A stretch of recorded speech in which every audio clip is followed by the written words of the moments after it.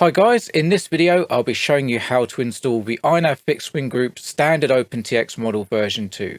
I'll be using my Horus, so it will be familiar for people with a Radio Master TX16S or a Jumper T16 T18, but the process is very similar on the older LCD type display transmitters. So let's get started, let's get you flying.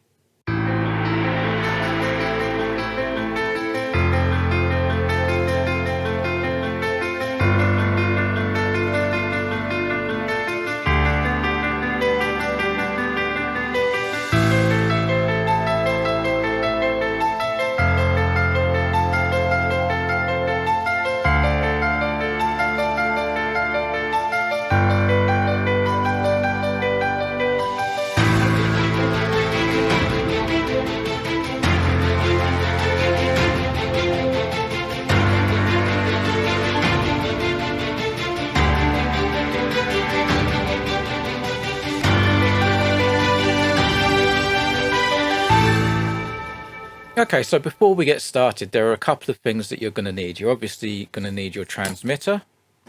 You're going to need to know where your USB port is. So on the Horus, it's at the back. I believe on like the Radio Master and stuff there on the top. You need a USB cable. You'll need your flight controller. This could be in your plane, but this is what I'll be using. And you'll need your nice connector to connect the flight controller to your computer. So that's all we need as far as hardware goes, but we also need some software. Okay, so for the first bit of software we're going to need, we want OpenTX Companion, which can be found at open-tx.org. I'll put a link in the description, and what you want to do is just find the latest version, which at the moment is 2.3.10, which if you're using Crossfire, there is a slight bug with this. So if you're using Crossfire, unless you're pushing the edge and using the like the beta releases, I would use 2.3.9 still until 2.3.11 comes out. What we need to do is just go to download OpenTX Companion, download that, install it, and then we'll be ready to go. So the other website with information that we need is actually the iNav Fixed Wing Group site. So here we have the OpenTX model page for our standard model. And the first thing that we need to do is obviously download the model, but also it has information here for the CLI that we will need later. I've covered pretty much everything in the installation in this document. So if you do want to go through it at your own pace, follow along with the document, maybe use this video in the background as well, and you'll be laughing, you'll be up and flying in no time. So let's crack on. Okay, so I'm back at the desktop and I've downloaded the OpenTX model from the iNav Fixed Wing Group site. So what we want to do is just extract that, and that will give us a folder on our desktop. And then you can keep the zip file for archives, but to be honest, it will always be available on the iNav Fixed Wing Group site, so it's up to you. So in here we have a couple of things. We have the change log, which is discussing what has changed since the last version, if there's anything you need to do while doing the update process. There's a transmitter layout, which is just a graphic that's set on the website, so you've got it there for convenience. And then we have these 11 files here, which are the actual models for different transmitters. So at the moment, these are the transmitters that are supported, but we will obviously add more as time goes on when more transmitters are released. The final thing that we have is the sound pack, which we'll install on our transmitter as well. So we'll be installing the EN folder within the sounds folder, but I'll go through that later. What I just wanted to show was this sound pack v2 file. If I bring that over, it's actually a list of all the sounds that are in that file and what they actually say. Half of these probably aren't used in the model, but if you want to say add a beeper, for example, there is a sound file for a beeper or LEDs or camera switching. There's stuff already there, and we will add to it later. So if you wanted to use the same voice, you can use the files here. If there's something that you want that isn't in the list, get in contact and we'll sort it out. So that was just the prerequisite. So what we'll do now is get into actually updating the transmitter. So what we want first is OpenTX Companion. So what I'll do now is plug in the transmitter. And what you want to do is power it on first. and then we'll plug in. So what you'll get on screen is a message like this saying, do you want to use joystick or USB storage? So choose USB storage. I know I'm being lazy. I should turn the other camera on, but I'm being lazy. So that's all hooked up, ready to go. So I'll put that over here. And now what we want to do in Companion is make sure that we're set up to use the correct transmitter type. So we click the cog here. What you want to do is just select your transmitter from this list here. So we've got our Horus X10S Express plugged in, so we'll select that. And okay, we're good to go. Likewise, if I had the X9D, I would choose X9D from that list. So now what we want to do is click read models and settings from the radio. Unable to find SD card. Don't use cheap cables. I've had this problem before. Don't use cheap cables. Okay, I've actually found the cable that came with the Horus now, so let's try it again. There we go, worked first time. So there you go, don't use cheap cables. Get a decent USB cable. Right, so what we need to do is find the model from this list that matches our transmitter. So you'll see on the file names, some support quite a few different radios. So this is T16, Basic Plus and Pro, QX7S and Access. So same with the X9D, that is the old style, and the 2019 Access. They're all pretty much the same. So as long as it's got your transmitter on the label, you're good to go. So what you do is just drag that in, and this here is our OpenTX model file. So what I'm going to do is show two different ways of putting it on, basically based on a new install and an upgrade. So for a new install, all you would do is drag this in, and you want it so that the line is in between two different models, and that will insert it onto your radio. And what we're going to do, I won't do that now because I'm going to go through and do the update, but that's how you insert it. So if you're upgrading, if you've used this before, what you want to do is open up the old file, and you want to look for your receiver type. So just make a note that you're using, so in this case, a FreeSky Access ISRM receiver, and you want the receiver number. So if you make note of those two things, so remember it, when we do the update, we can set these and it will already be bound to your current model. So what we're going to do is I'm going to actually replace this. So we'll put it there so it's actually over the model, and this will replace the existing model. So we'll choose yes. Now what I like to do is close this file down, because I've done it so many times where you click to send it back to the transmitter and it just sends this one back. And if you close this down, you've lost everything. So at this point, I always close this one down. So all I have on screen is the actual models from the transmitter. So now what we'll do is we'll go into here, and we're going to set our receiver to the same type as the original, the same receiver number, and we'll set failsafe as well. So if we now exit out of that, and what we need to do is now write these to the transmitter. So it's this top icon here. If you hover it, it says write models and settings to the radio. So click that. There's no alert to say that it's done it, but it has now done it. So the next step that we want to do is install our sound files. So we can close OpenTX Companion down. We're done with that. We don't need to save this though. If you wanted to keep a backup of the models on your radio, if you click save and save it somewhere, that will keep it. It won't be a full backup, but it will be a backup of your models and settings. I did that a couple of days ago, so I'm just going to discard it. So now what we want to do is get up to Explorer windows. So what you'll have is a drive that comes up that says something like USB drive, and this is actually the SD card in the transmitter. And what we're going to do is just go into the sounds folder, and you'll see there's an EN folder. At the moment, there's only English language versions of the sound pack. It's something that we've always wanted to do, but at the moment we can't get anyone to do a translation. So if you want to do a translation to a different language, please get in contact with us. I can send over what we need recorded, and yeah, we can get it done, get more language packs in. So we're going to go into our sound pack now, which at the current time with this initial release of standard model version 2 is 2.03. And then we go into the sounds folder, go into the in folder, and all we need to do is copy all these, drag them in and paste them. So because I've already got some of these on here, I'm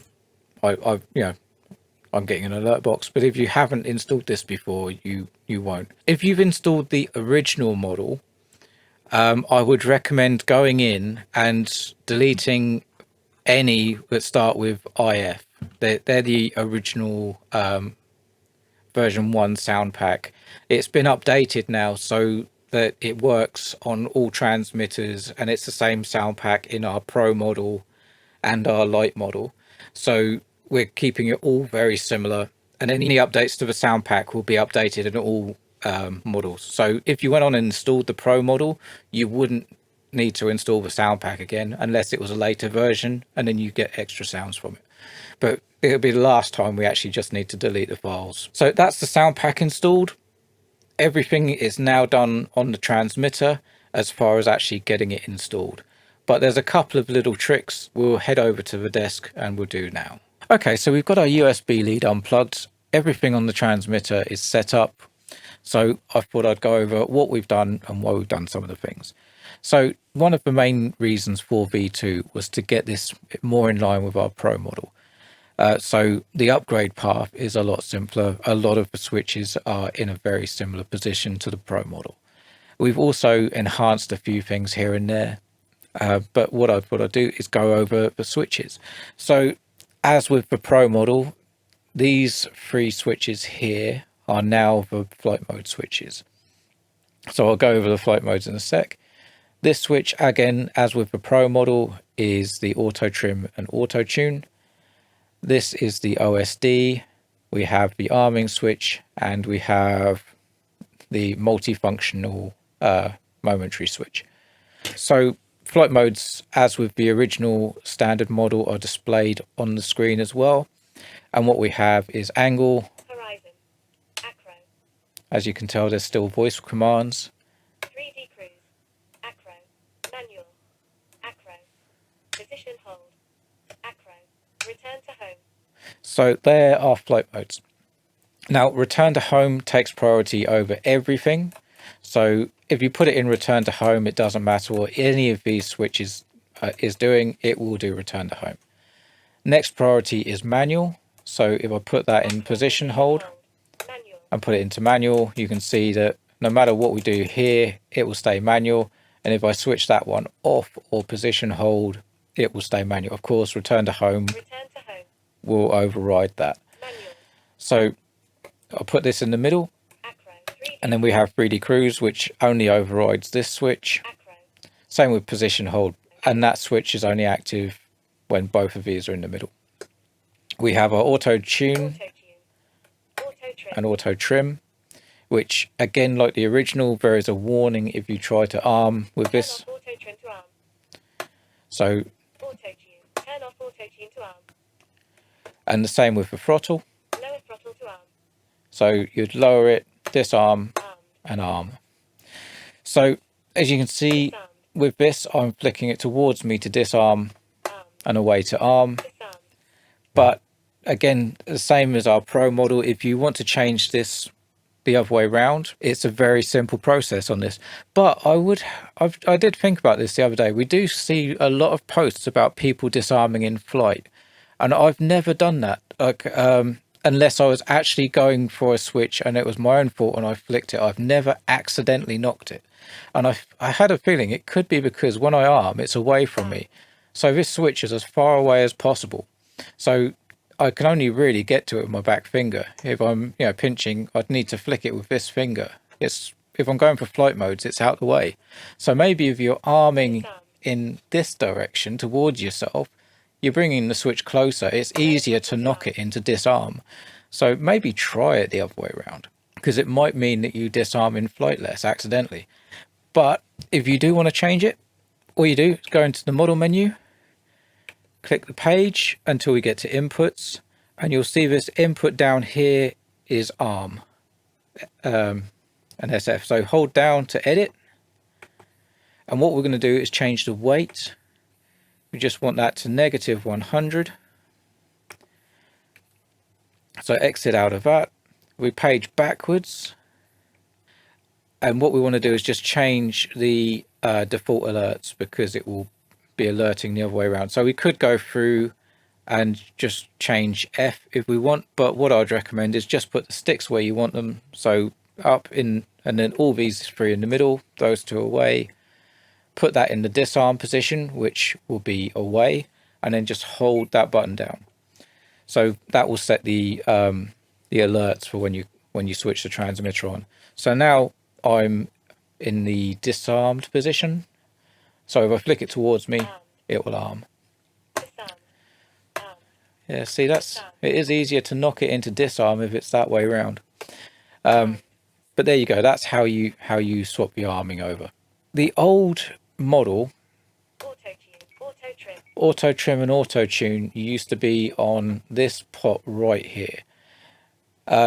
Now Uncle Steve Schlesinger actually still prefers his on this pot, so I've made it nice and easy. If you want to put your auto trim and auto tune back on this pot, it's again a very simple change. And thinking about it, if you're coming from the old standard model, you might want to put it on here just to make the change slightly easier for you. You can always put it back to the switch at a later date if you think you might upgrade to the Pro in the future, because on the Pro it is here. But I can show you how to put it onto this this pot. So again, we're just going to go in model. We're going to page through to inputs, and what you want to do is go down to the tune. Again, long press edit, and all we're going to do is click on this, move the pot to select it, and that's it, done. So now this does nothing, and this will do auto trim and auto tune. Auto trim. Auto tune. I've got this set up globally as my volume, so it's a bit annoying. Disarmed. So if I disarm it, Auto trim. Turn off auto trim to arm. you can see all the alerts are working. But what I will do is I'll arm it, and again, like the original, there is a beep to let you know that you're in auto trim or auto tune. I've lengthened it to 5 seconds, so it's not so intrusive, but there is a beep there to let you know that you're still in auto trim. If you arm, go flying, and do an auto tune, what you'll actually get then is a message when you land. Disarmed. Don't forget to save. Don't forget to save your auto tune. Obviously, if you didn't like the tune, don't save it. But it brings us on nicely to the multi-function momentary switch. So before on the original, it was just a series of beeps, but now it actually has voice commands or voice prompts, so you know what it is that you're trying to do. So we've just done our auto tune, so we want to save it. So timer reset. OSD menu. Save. There we go. So you just hold it in until you hear the menu option you want, then you let go. Timer reset. OSD menu. Save. If you hear that beep at the end, it means that it won't actually do anything once you've let go of the switch. So if you're armed, there's only one option. Armed. Timer reset. And then you get the beep. Disarmed. Everything else you have to be disarmed for, because to use stick commands in iNav, you need to be disarmed. So the other thing that we have is this, the OSD is now moved to here. It used to be on, I believe, this switch. It's now on this, which is the same again as the Pro model. So what you have is the default OSD, Alt 1, Alt 2, Alt 3, and OSD off. As far as the transmitter side goes, we've covered everything. We've done the Schlesinger mod, we've done the reversing the arming switch, and we've discussed where everything is. You notice that these two switches are vacant. They don't do anything. That's because on some transmitters they're not there. So like QX7, they don't have these switches. But if you wanted to put anything on these switches at all, you can do. So if we go through to the mixer, If you wanted to add, I don't know, auto launch or pan and tilt, anything like that, you can use channel 9 onwards. It's only the first 8 channels that we're using on this model. If you remember, the original had only 3 channels, but that's purely because I put arming switch on its own channel with this model. And the reason for that is partly for to get the reversing nice and simple and still have all the warnings and all that in place, but also so if you're on the bench, you can change flight modes with it disarmed, so you can test stuff better. So it was with the arming switch on the same channel as the flight mode, you needed to be armed to change the flight mode, which if you're on a bench, it's probably not the best idea. I mean, you should have your props off anyway, but let's try and keep it safe. So yeah, if you want to add anything, channel 9 onwards is fine. Likewise, if you want to add your own logic or special functions for voices, that sort of stuff, you've got the first 30 logical switches are free, and you've got the first 28 special functions, so you can add all your voices and all that sort of stuff there. So it gives you plenty of scope to have a play if you feel so inclined.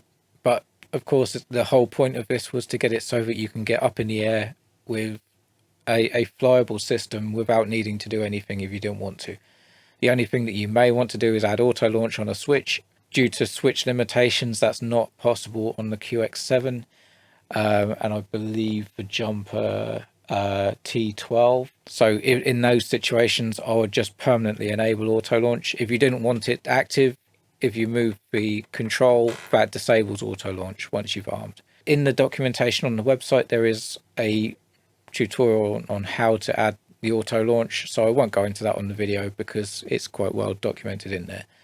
So that's the transmitter side. Now what we need to do is get the settings onto iNav. So while we're here, let's get our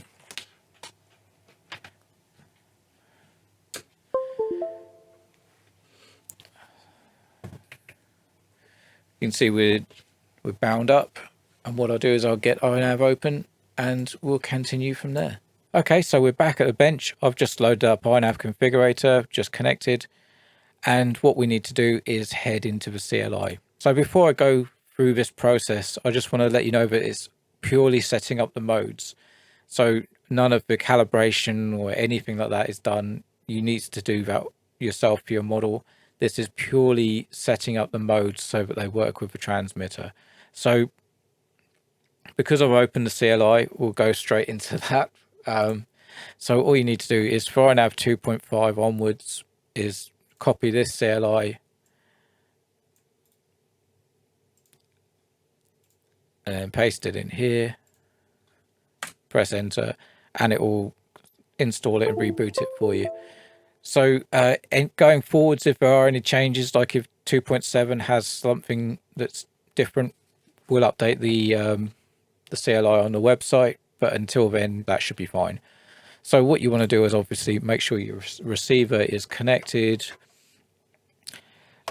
Basics are, of course, for setting up, top right needs to be 2000, bottom left needs to be 1000.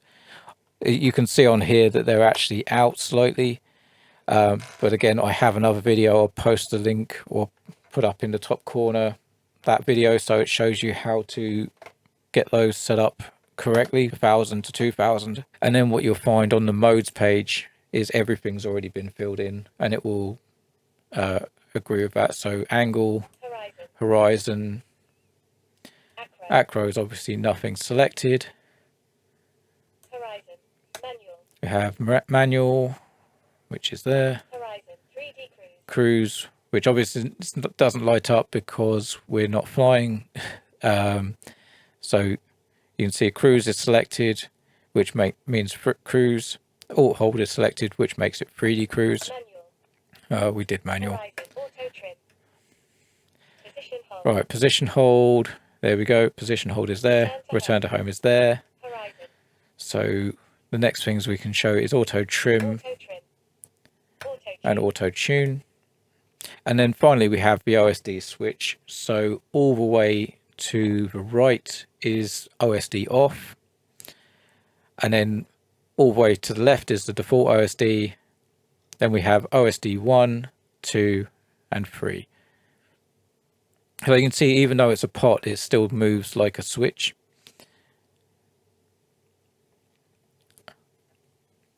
But there you go. So that's it all set up. And one other thing to note is if you have a failsafe, it will actually switch to the default layout. So what I'd recommend is if you have GPS coordinates or anything like that, put them on your default layout. If you get a failsafe, it will automatically switch to that, so you get your coordinates on screen. But other than that, it's all set up. Obviously, it's not ready to fly yet until you set the rest of it up. But as far as the communication goes, your flight modes, and the transmitter itself is all working together. You have your arm switch in whichever direction you prefer. You can choose between these two for auto trim and auto tune. And you have plenty of flight modes to get you flying. So thank you guys for watching. I hope you enjoy the model. Get out there, fly it like you stole it, and have fun. See ya.